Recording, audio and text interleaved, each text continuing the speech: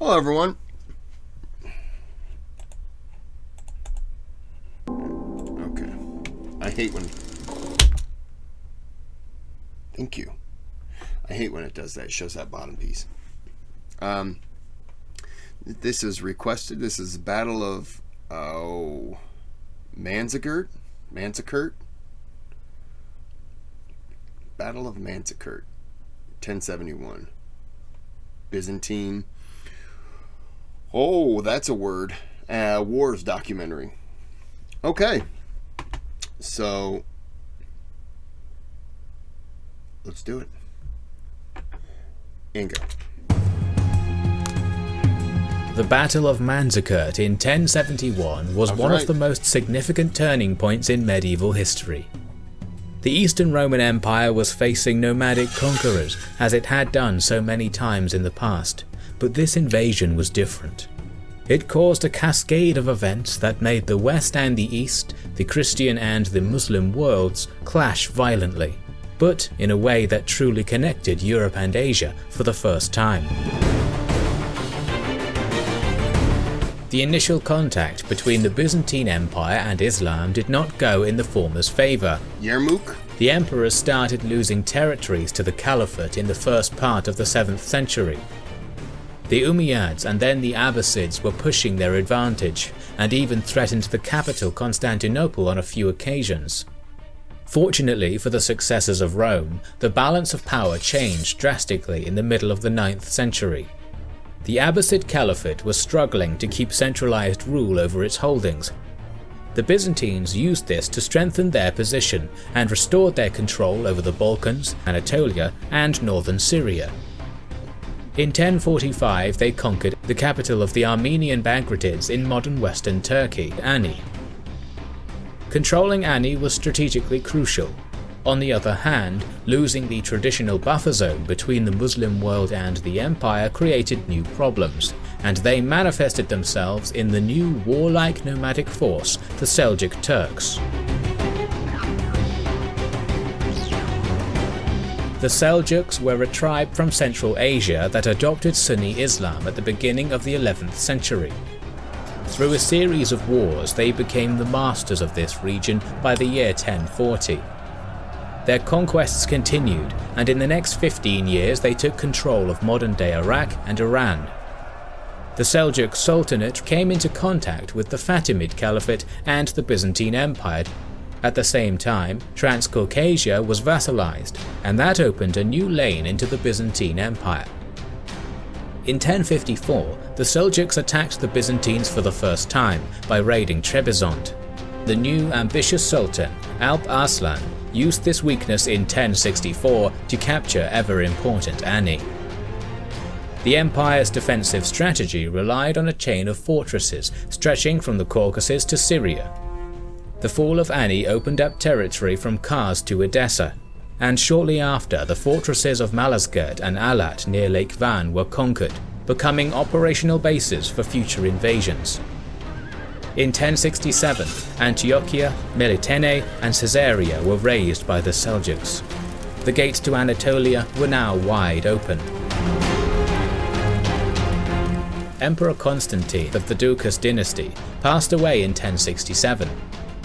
His widow Eudokia recognized the dire situation the empire faced and was eager to limit the power of the Doukas, so she married a member of a Cappadocian military family, General Romanus Diogenes. The new emperor was anxious to drive the Seljuks away and even planned to take Iran, Iraq, and Syria. In March of 1068, Romanus amassed a new army and marched towards Caesarea. He received news that I thought that she would marry somebody outside to forge a bond with, like an ally with another country. But she did not do that. She probably, she probably didn't trust it. Well, obviously there wasn't anyone around that she was just like, yeah, that guy. But she may not have just trusted the other countries around. Oh well. Caesarea had been razed by the Turks and was able to intercept part of their army near Tefrike, where he gained a complete victory. By 1069 the situation started to get out of hand, as a new raiding army attacked Melitene and then Iconium, deep in Byzantine territory. Romanus knew that he had to end the problem and started gathering a large force. At the same time, Alp Arslan was fighting against the Fatimids across the Levant. The Sultan was not sure that he could fight on two fronts, so he sent an emissary to the Byzantines. The Seljuks promised to stop their raiding, but the Sultan was not able to control every vassal tribe, so minor raids continued. Romanus kept recruiting troops and adding new mercenaries to his force. Historical sources diverge wildly from the very modest 40,000 to the fantastic 400,000, but it doesn't seem possible that he could have gathered more than 100,000. 20,000 troops stayed in Constantinople and Thrace, as the empire was also at war with the Normans of Sicily, making an attack on its Balkan holdings possible. The Byzantine army was truly multinational, as it included Normans, Cumans, Bulgars, Syrians, Armenians and Slavs. Serving in the Byzantine army was both prestigious and profitable, so emperors were able to choose from the best the medieval world had to offer. In February of 1071, Romanus sent an emissary to Alp Arslan to renew the treaty, and as the latter was besieging Fatimid-controlled Aleppo, he happily agreed. However, the emperor's plan was more cunning, and he embarked on the campaign against the Seljuks in March, which probably means that his ambassadors were spies judging the strength of Alp Arslan's army. The Byzantine emperor planned to take control of Seljuk fortresses near Van to stop future raids. In July, Romanus reached Theodosiopolis. The Sultan learned that a significant Byzantine force was on the move towards strategic Manzikert and Alat. He abandoned the siege of Aleppo and moved into modern-day Iran, where 10,000 warriors joined his army. This swift movement allowed Alp Arslan to hide from the Byzantine scouts and travel via a route unknown to them. Romanus ignored his general's advice to await reconnaissance on Seljuk forces and moved towards Manzikert. The emperor divided his army and sent 30,000 to defend the passage to the west of Lake Van, as that was the direction from which he expected the Seljuks to counterattack. He was sorely mistaken. Alp Arslan used his army's mobility and advantage in scouting to move around the eastern banks of Van. The mountains to the north of the lake helped cover this maneuver, and he was able to attack the secondary Byzantine force from the north. We don't know much about this short battle near Alat, but it seems that the Byzantines were surprised, as they expected the attack from the south and their positions were not suited to defend against an attack from another direction. As Seljuk spies were able to spread the news that the emperor's army was already defeated, the Byzantine force near Alat began its retreat to central Anatolia despite... I'm sorry, how do you not prepare for an attack the other way? And I know that's probably a stupid question, but like, look. I'm preparing for fighting, right? What's that? Oh, okay. I'm preparing for fighting. All I had to do was turn around. Now I know it's not that easy. Were they entrenched? What?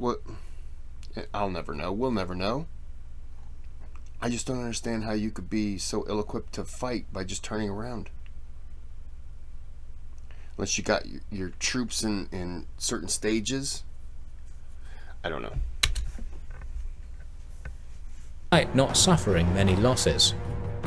Meanwhile, Romanus took Malazgirt on the 23rd of August and began moving towards Alat.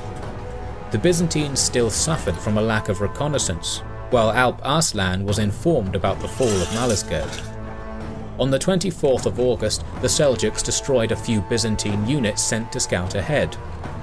Alp Arslan again moved around the mountain to get a battlefield more favourable to his cavalry-heavy army.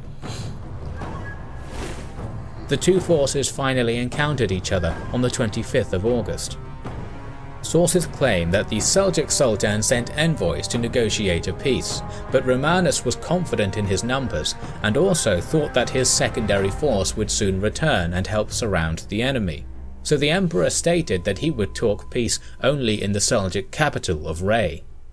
Romanus sent a messenger to the Second Army with an order to attack the next day and ordered his forces to build camp fortifications.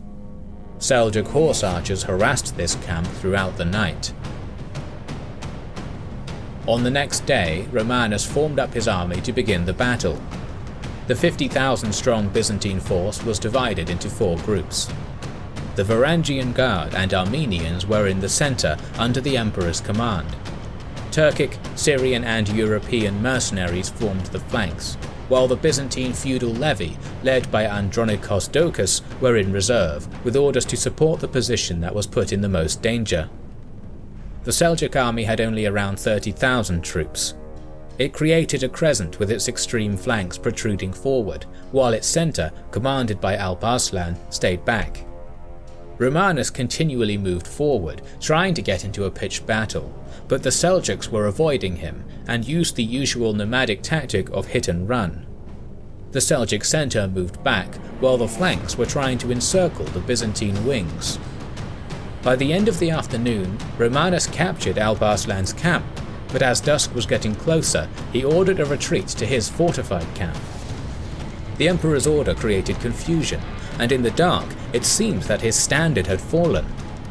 The Seljuks used this distraction to attack the enemy's right flank with all of their forces.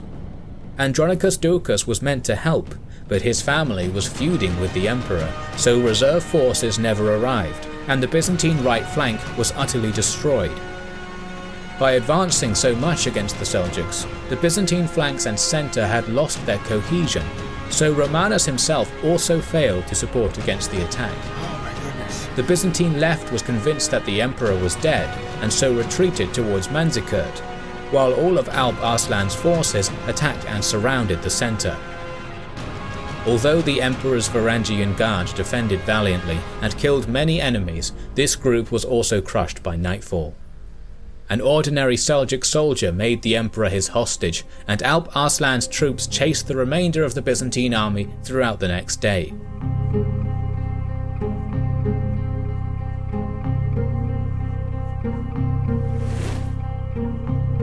Sources claim that after the symbolic humiliation of Romanus, Alp Arslan treated the emperor with kindness.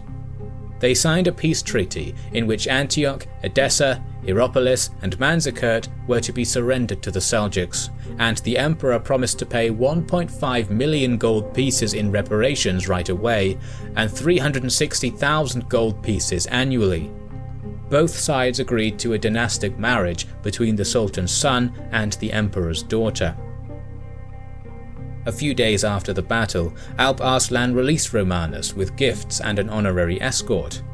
However, the Doukas family had already installed a new emperor, and in a short civil war in 1072, Romanus was defeated and blinded, and soon after died from his wounds. Alp Arslan passed away shortly after, but his descendants managed to take control of most of Anatolia in the next 2 decades. The Seljuk conquests brought the Byzantine Empire to the brink of collapse, and sparked the Crusades from Western Europe.